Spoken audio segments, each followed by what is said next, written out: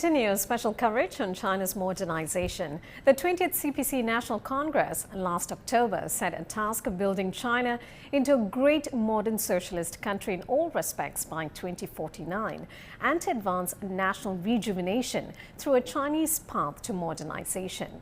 2023 is the first year of fully implementing the guiding principles outlined during the Congress. Today we focus on China's efforts on ecological conservation and environmental protection. My colleague Hona joins me now in the studio. Hona, very good to see you. Now, President Xi Jinping talked about the Beautiful China initiative, which promotes ecological civilization at the opening session of the 20th CPC National Congress. What does this mean and what achievements have been made in recent years? Hello, guys. Well, ecological civilization is a concept promoted by President Xi to encourage balanced and sustainable development without compromising the harmonious coexistence between human beings and nature. It has become a fundamental principle for China's socio-economic development. At the 18th National Congress of the Communist Party of China, the construction of ecological civilization was included in the 5-in-1 overall layout of the cause of socialism with Chinese characteristics. And Beautiful China became the long-term goal in the construction of an ecological civilization. At the 19th National Congress of the Communist Party of China, enhancing the awareness that the Lucy waters and lush mountains are invaluable assets was written into the party's constitution for the first time. And the battle against pollution was listed as one of the 3 major battles to achieve the building of a moderately prosperous society in all respects. And the third plenary session of the first session of the 13th National People's Congress adopted the amendment to the Constitution of the People's Republic of China, incorporating the term ecological civilization. And when it comes to achievements, there are some stunning figures. Carbon intensity or carbon emissions per unit of GDP has declined by 34.4% between 2012 and 2021. And similarly, coal was reduced to 56% of the national energy consumption in 2021 compared to 68.5% a decade before.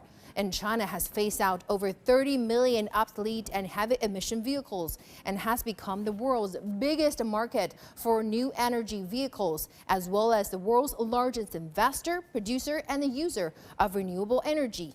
And on the legal front, the country's top legislature has drafted or revised nearly 30 environmental laws and regulations, some of which focus on water resource protection, including the Water Pollution Prevention and Control Law and the Yangtze River Protection Law. And in terms of global cooperation, China has launched the Belt and Road Green Development Partnership Initiative alongside 31 partners to help developing countries improve their environmental governance. With the Kunming-Montreal Global Biodiversity Framework adopted during the COP15 conference, aims to reverse the biodiversity loss and set the world on the path of recovery.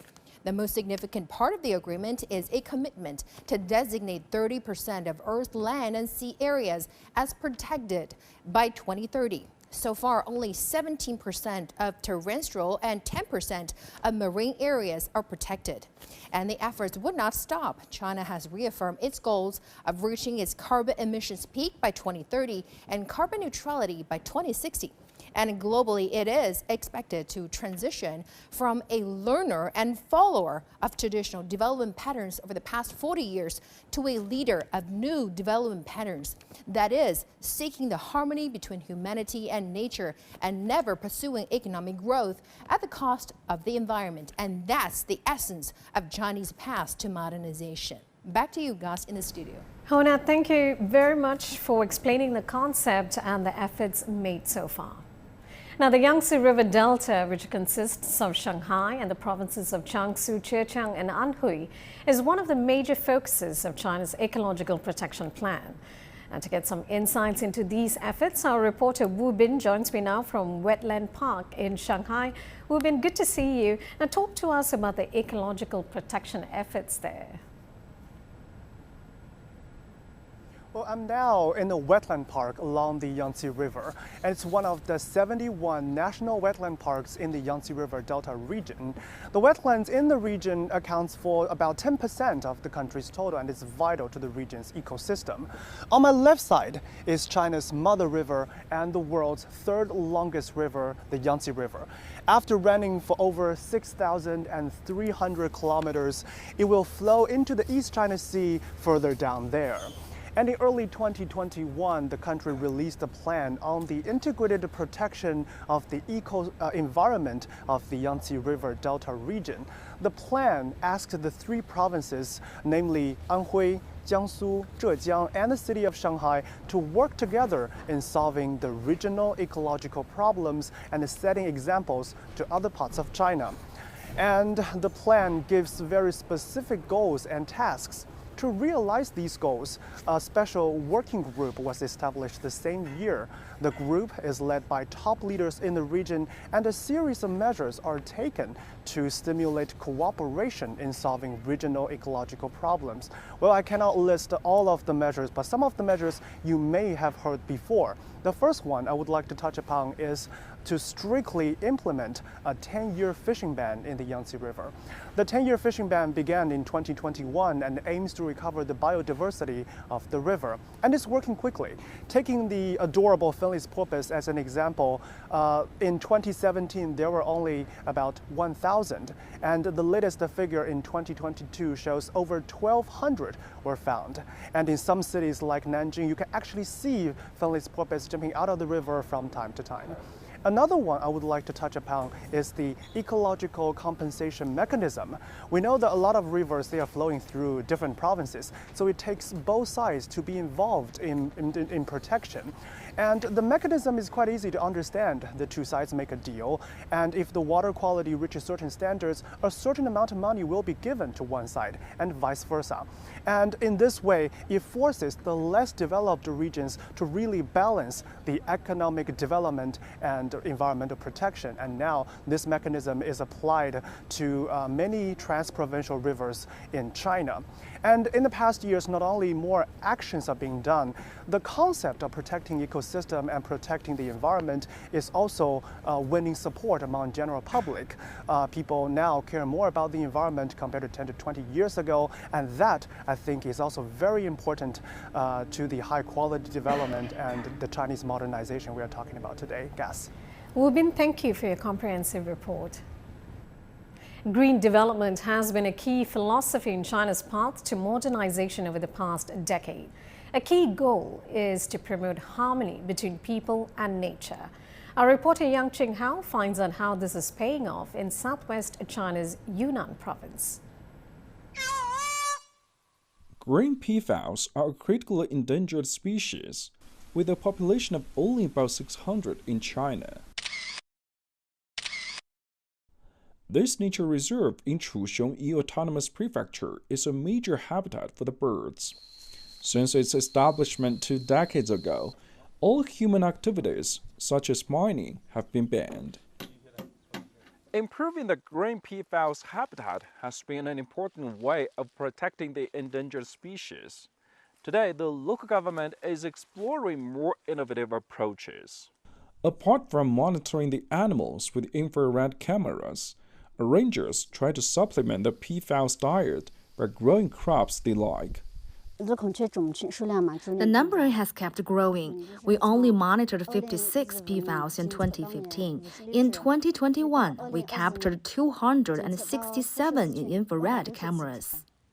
On its path to modernization, China has emphasized the harmony between man and nature. The protection of the green peafowl is a typical example of this undertaking. During the Phase 1 meeting of the COP15 conference in 2021, Chinese President Xi Jinping announced the creation of the country's first 5 national parks, which cover nearly 30% of China's key land-based species. And the endeavor goes far beyond wildlife conservation. Other efforts include fighting pollution and desertification, which often come with improvements to the legal system. In March 2021, a law designed to protect the country's longest river, the Yangtze, came into force. Another law for the Yellow River will take effect next month.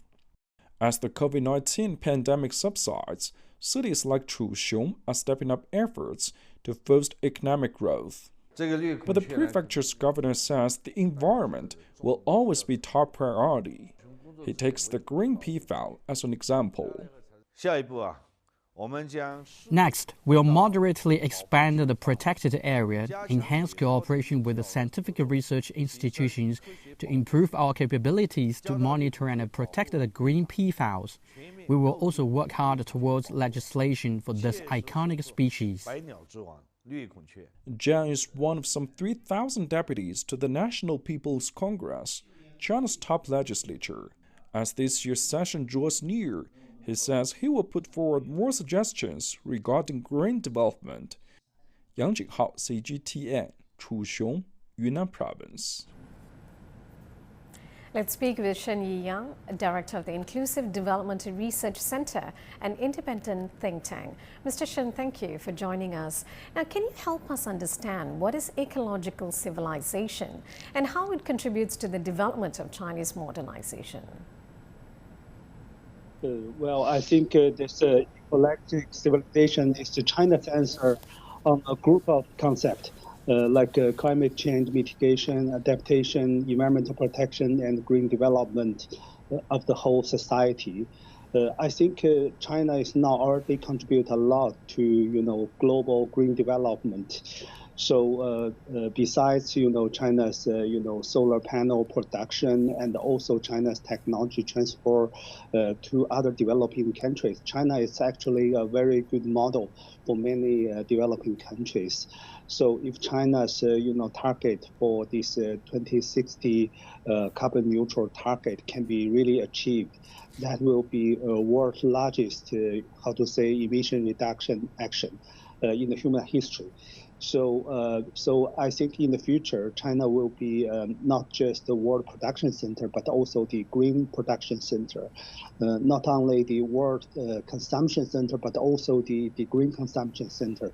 So I think this could be really a very good example to many developing countries to work on development, its economy. On the other hand, at the same time, they can protect their environment.